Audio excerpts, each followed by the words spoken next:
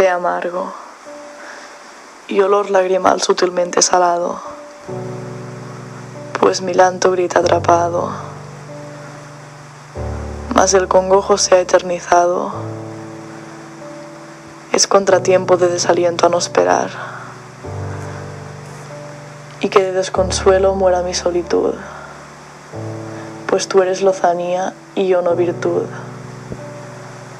mas en retrospección era gratitud. Es ahora la ceria mi serie estar, y regocijando en un lecho conyugal, pues largos días empezaban en el umbral, mas hogaño yo subyugada sumisa del mal. Es irónico el tiempo y pérfido el azar, y con beatífico deleite tú sonríes, pues soslayas todo aquello con que venires, mas insomnios nocturnos tú invades. Es somnolencia diurna mi actuar, y dejas caer mis párpados marchitos, pues la llama interna se hizo añicos,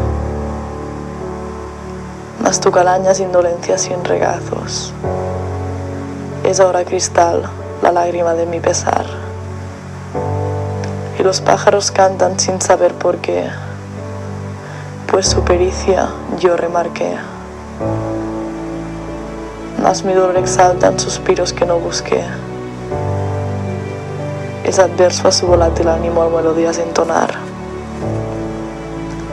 y me calla el secreto de la música del silencio, pues rompe el zumbido en mi interior sacio, mas no es vianda mi sustento que al corazón plació. Es este amor profecía que no va a reiterar, y terminado el lucrativo juego de ajedrez está, pues sin frenesí no hay arenga que nardacerá, mas mi risa de suplicio sardónica invadirá. Es como sorbos de té amargo probar, y olor lagrimal sutilmente salado.